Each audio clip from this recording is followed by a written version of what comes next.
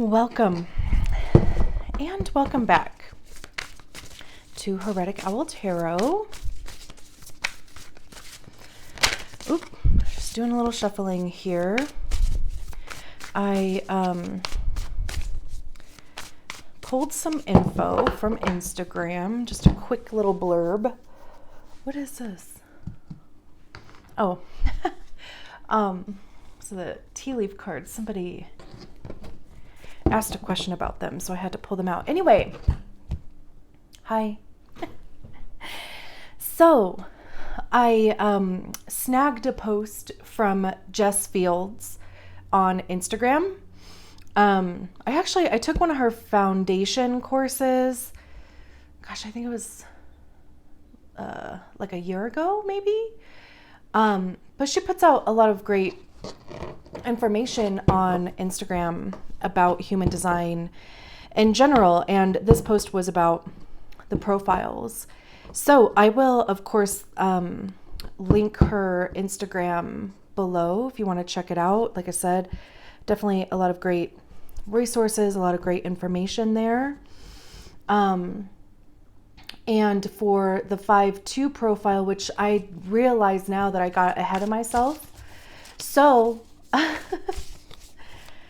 let's back up a little bit. If you are here, you are a 5-2 or heretic hermit, however you say heretic, heretic, or the 5-2 profile. If you don't know what your profile is, there is a link in the description below for you to get your human design body graph, and on there it'll tell you what your profile is, as well as a lot of other great information for you to dive into. So now we're kind of caught up here, and here's what the post says. With a 5 in your profile, other people likely see you as the hero of their story. Don't be afraid to pick up the torch and say, hey, let's go this way. Just make sure the torch you are picking up is the one you want to carry. You don't have to be all things for all people. And with a 2 in your profile, you likely love to do things in a way that feels natural to you. As you do your thing in your way, others will see you and call you into something new. It's up to you to decide if it's the right call and if you are going to say yes. If you say yes to too many wrong calls, you'll eventually burn out. So make sure you mind your energy and say yes only when it feels right to you.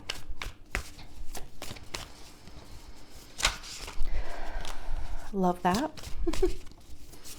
And you guys, along with the 2-5 profile, you have that double projection field. You have the 5th line personality. So, you have the projection field of people, like it uses the word hero.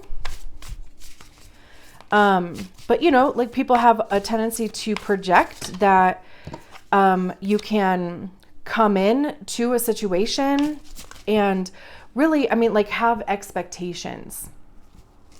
But also recognizing that, the projection field, projections are a reflection of people, like the individual person, right? So keeping in mind that projection field, and you may have at some point in your life, especially having that 5th line personality, been burned at the stake, where all of a sudden,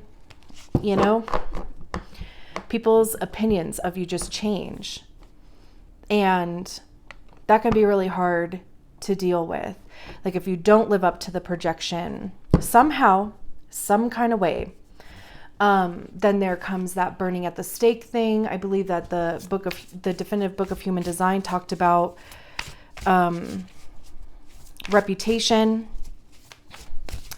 And then, of course, with that second line, there's the projection, where, people recognize your natural gifts and, call you out on those things. And, you know, even so much in the way of like, oh, you're so good at this that you would be good at this too, or you would be good at this thing over here, and just kind of try to pull you into different experiences. Like, you know, even leadership. But I know also with you guys, you have, here we go. It's kind of like you have to call your own gifts forward. Like, it may even feel uncomfortable for other people to try to do that for you. But especially you guys, like you have to be the one to say, I'm going to step in here, or I have something that I can offer here. And of course, you know, your strategy and authority is huge in helping you decide if a situation is correct for you or not. And like it says, you don't have to be all things to all people. Just because you can do something, or you have the information, you have the knowledge, whatever it is, doesn't mean that you should. Doesn't even mean that you have to. And if for whatever reason your strategy and authority is giving you a no, that just means that it could be just a no for the time being, or like an absolute no. So, or of course the other way around, like, you know, you could get a yes with your sacral authority. And part of that too is like recognizing when your role in that situation is over. Like, you know, you step in, you do your part, and then you depart, right? You hand off the torch to somebody else. It doesn't necessarily mean you have to see it through to the end, whatever the situation is. Okay. That's all the blabber that I have for now, because I realize like we've been talking for like 7 minutes already. So, whoop, shuffle with a little more intention. You might have seen, maybe not, but you might have seen, I posted a video the other day. I am going to be taking a breaky poo. So after this week, I am going to be in full hermit mode. Taking a break, rejuvenating, being in gratitude, all of the things. So that just means I won't have a monthly post for October and the daily shorts. I'm going to stop doing those for the time being also. So I'm a Taurus sun. And there was like, I called it a bonus reading, but really I should just make it a collective. But if you feel called to watch it, it's literally all about self-care. And I went back and watched it and I was like, okay, this pertains to me also. And of course, like as much as it is accessible, right?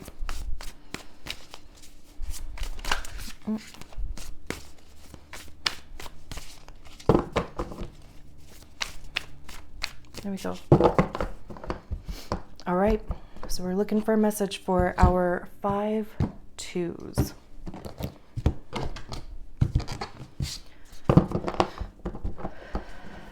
Here we go. We have the Lovers,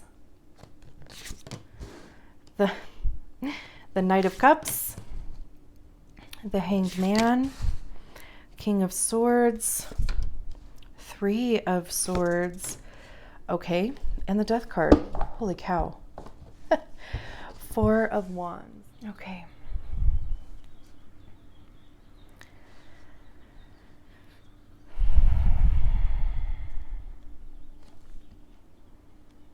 I've had to take a lot of deep breaths already through this reading, and you know, maybe you're just kind of finding yourself like having to remember to breathe. Take a breath. I think of, you know, Ever After, if you've ever seen that movie. That's my favorite movie. You know, when she like gets to the ball and she tells herself, just breathe. Now,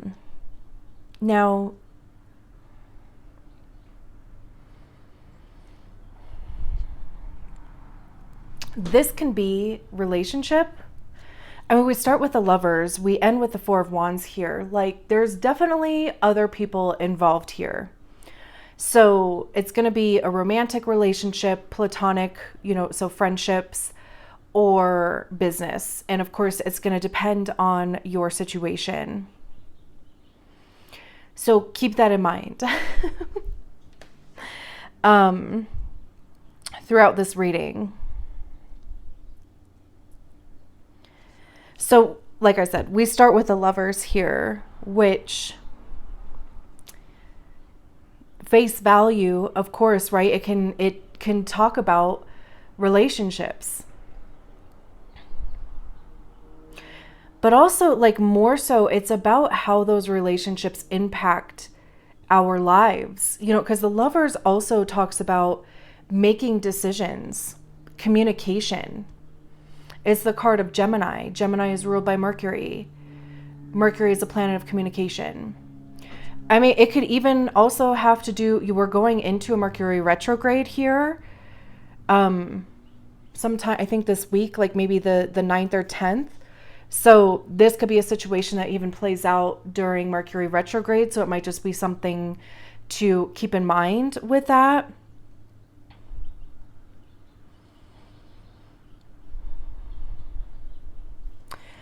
But yeah, so again, the Lovers can talk about relationships. It also deals with, recognizing the masculine and feminine energies and how they kind of dance with each other. And the importance of both of those energies, the feminine being in flow, intuition, receiving, right? And the masculine initiation, going for it. Like going after what you want, I mean, there could even be a bit of an arrogance to that.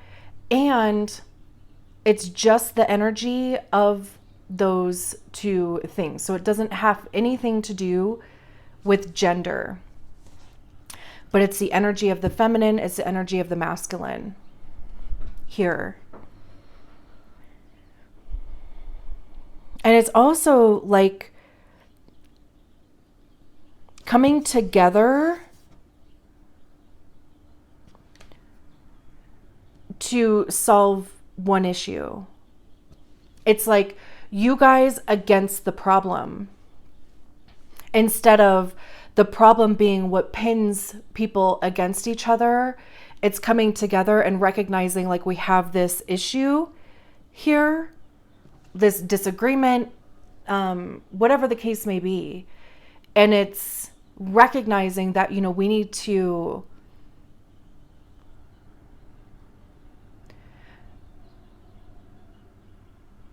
I'm trying not to repeat myself, but we need to basically just come together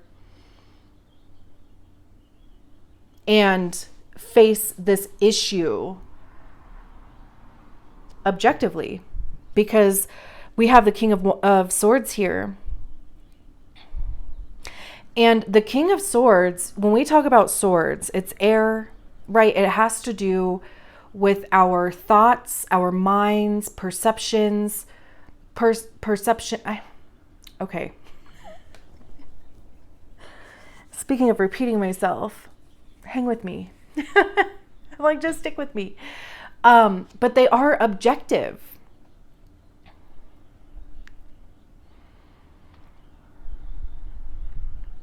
It's like based on fact, right? There's an analytical quality that comes with the King of Swords. Like, they're going to look at each scenario objectively and break it down. That's why they are the leader that they are.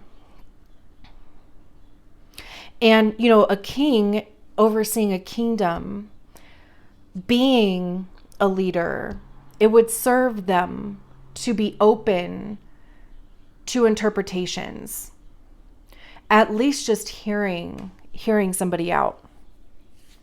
And of course, with the owl there, the owls indicate wisdom.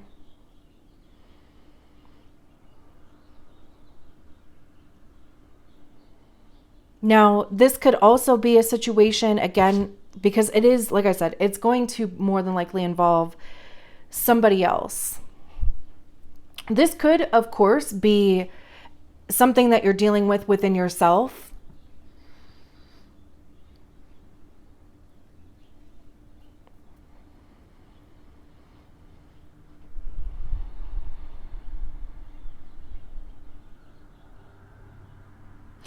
And, almost just like this reconnection with your divine being and objectively looking at these things that are coming up for you.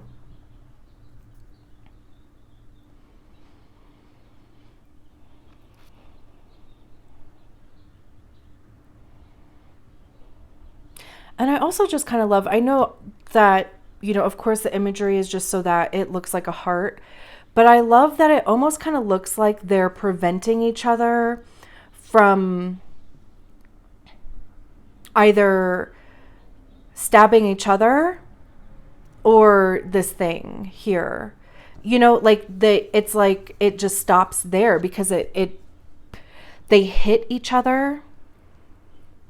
So, there could even just be a stalemate, which is okay, for the time being. Like, there's nothing wrong with, and if anything, honoring the need to walk away from a situation to get your bearings.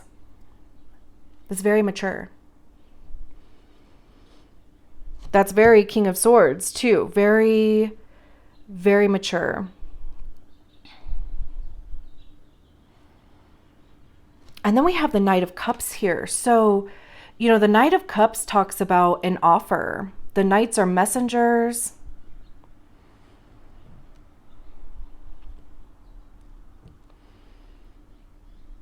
It's generally an offer of love of some kind. It could even be an apology. I'm curious.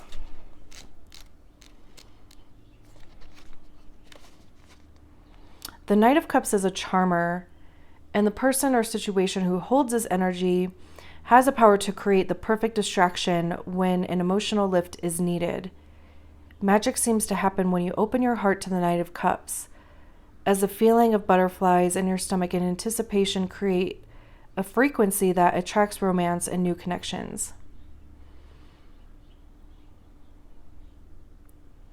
Like all knights, the Knight of Cups is a complicated fellow. One minute he is passionately talking about something of interest, and the next minute he's alone brooding. Brooding? This knight's goal is to strike a balance of being free with your heart and open to new experiences without being irrational and temperamental. You may find yourself becoming a bit more emotional or sensitive, and as a result, you will need to ask yourself how this energy is impacting your situation. Are you passionate or obsessive? Are you taking things seriously or being overly sensitive? When the Knight of Cups appears in a reading, you may want to consider if your situation may benefit from seeking out someone with a creative flair, someone with the ability to charm a room.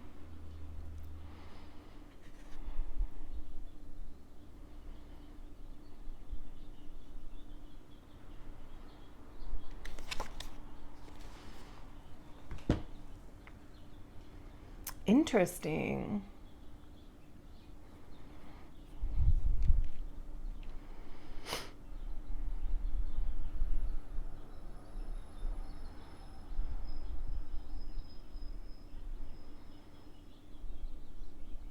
Okay.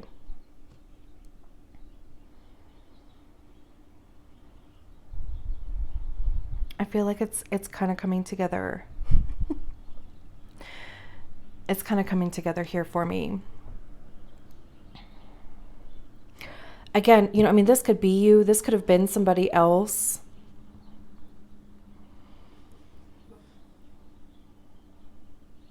I mean, this could have even been this, of course, like situation. Like maybe you were offered something that seemed too good to be true.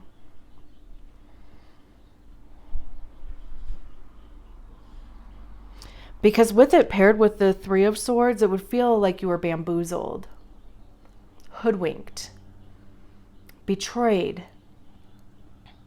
Because that is what this Three of Swords is. Clearly, right? I mean, there's a heart with elephant tusks going through it, but also there's these chains down here. And, you know, the chains are on the ground, so it might be disappointing.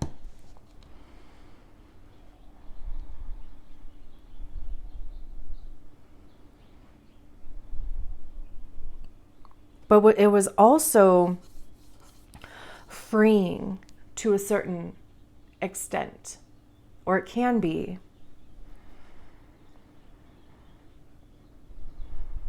You could have been offered a leadership role.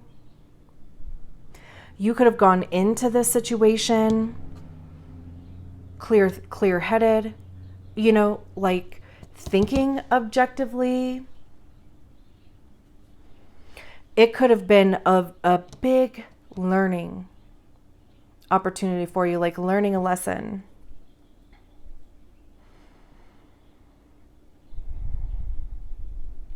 And then we have, you know, this Knight of Cups. And with it being with the Three of Swords, it's either the offer that you're being given is not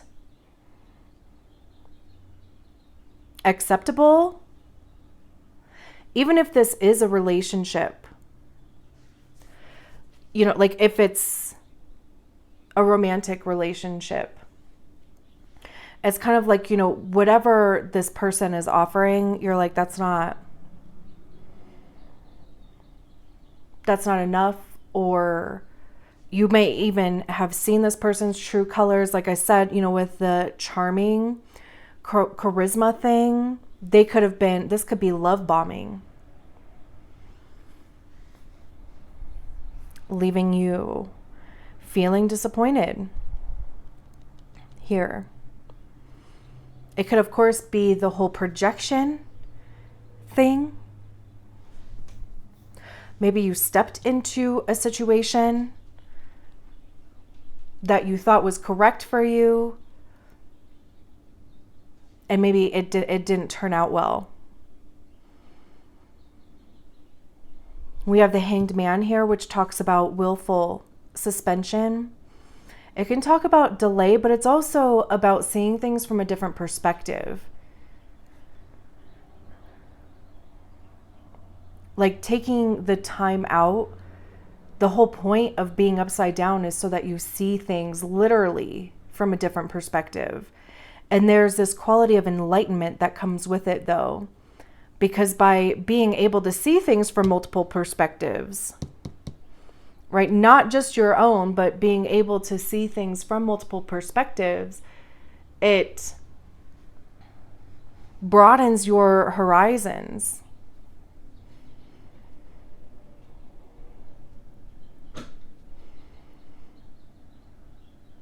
But it also helps you realize that we are all projecting our own realities based on our own experiences and our own egos. If that makes sense. Like, it's kind of like you have to be able to recognize it within yourself before you can recognize it within other people. Like once you recognize that you're projecting how you feel about yourself onto your reality, you start to realize that that's what everybody's doing.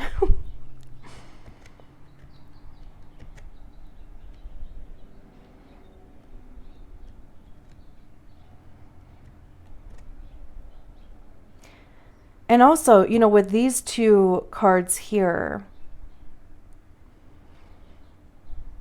you know, like I said, like if this is something that you are going through within yourself, this would be really taking a look at these energies, the masculine and feminine energies within you, the decisions that you've made to get you where you are now, the choices that you have even coming up. Because it's, you know, like this possum is even looking that way. And it's almost kind of like this night, because, you know, this goose or swan has its wings open. So it's almost kind of like it's blocking the possum from even seeing the Lover's card. So this could be, again, like I said, it could be somebody love bombing. It could be somebody who's just almost distorting your reality, or they did. It doesn't even necessarily have to be a current relationship. It could be a prior encounter or even a prior relationship. And like I said, that can be anything from romantic to platonic to your family, childhood, and business.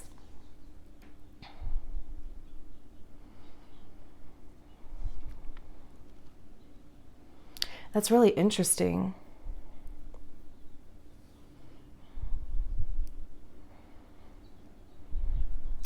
But, you know, this death card here tells me that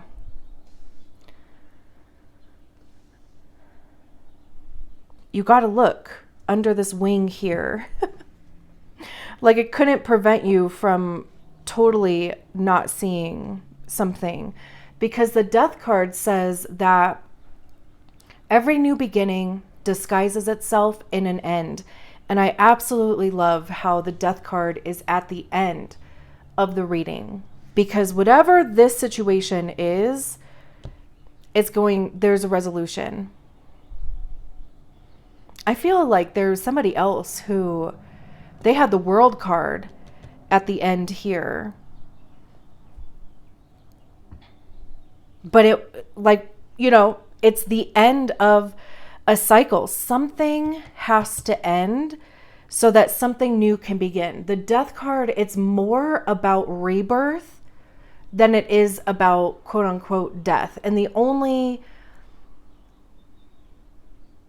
thing that's dying is an old way of being. It's not like literal death, but like I said, you know, it's an old pattern of behavior. It could even be cutting a cord, like an energetic cord with somebody. I also love how, you know, the imagery with these chains here, how the imagery with these thorned vines here are even kind of the same.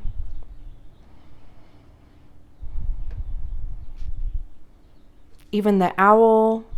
I mean, I know they're not the same owl. I mean, they could be, actually.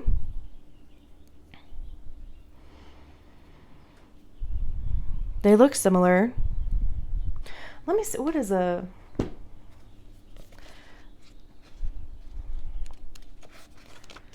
Okay. Change, after all, like death, is inevitable. When the death card appears, you may need to consider if you are devoting too much time and energy to something that no longer offers the growth potential.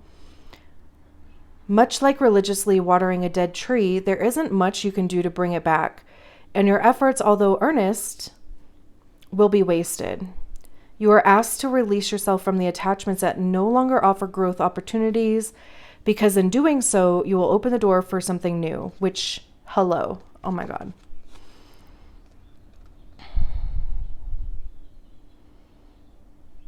When it came to the illustration of the death card, I thought about how at times we do everything in our power to avoid the thing we fear most. For many of us, that is letting go of a limiting belief, getting out of our comfort zone, and embracing a significant life change. Change requires vulnerability, and staying put or avoidance can be so much easier. However, as time moves on, we continue to grow even in small ways, and that space where we sought refuge remains the same. Eventually, that stagnant space gets tighter, and pricks of discomfort become more noticeable and potentially destructive. In the end, we become painfully stuck. A vision of a low thorn bush and A family of rats seeking safety from an owl appeared in my mind.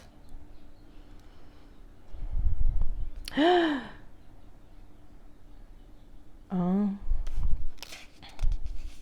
Fear kept the rats from moving, from using their creative minds, from living. As time went on, the thorn bush where they one felt so safe became their cage. They tried to avoid discomfort, but their lives still changed in the end, and not for the better. Change is inevitable. The beliefs they nurtured and invested so much time and energy in kept them in the thorn bush. And when those beliefs no longer served them, the rats could not see that eventually those same thoughts would lead to their demise. The shelter that once kept them safe had become the cage that made them easy pickings for predators. The owl offers you its wisdom and a sharp sight to identify areas that need to be released. You have the strength to rise up and out of a situation that may be holding you down. Rats are known for their adaptability. When you call on the rat to assist you during a time of flux, you will find within you a natural ability to accept and adjust to a new environment. Okay, I know it probably doesn't feel all that great to like invoke a rat. But what I like gasped a little bit about there was that, this rat, this, kind of halo around its head, and we have this halo here. So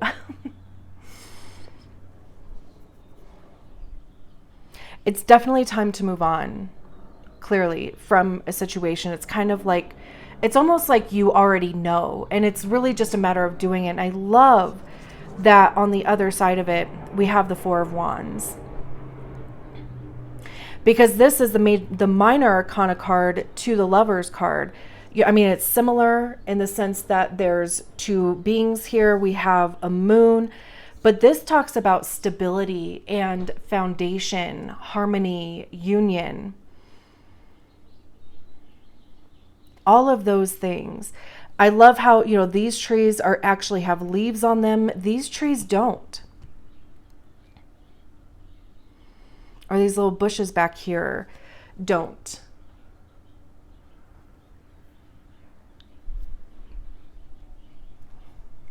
So there's definitely, I'm one of those people that I will literally try, and I have been that person, to literally try everything in every single one of my relationships. I'll try anything that I know how to do to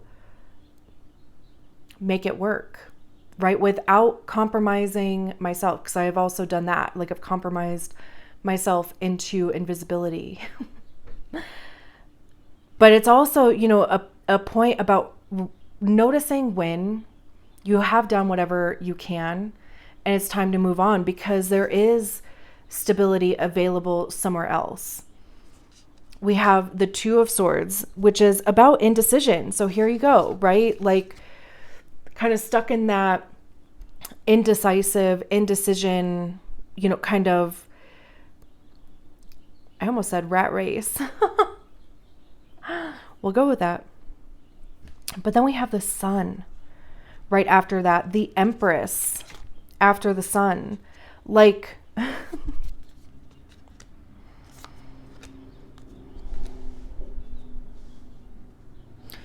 this situation is, no longer serving. And it's almost kind of like this feeling of like shit or get off the pot.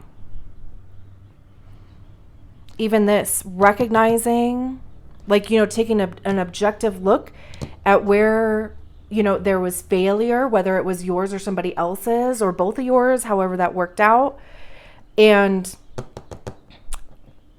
moving on from it, like leaving behind what is actually not resolvable.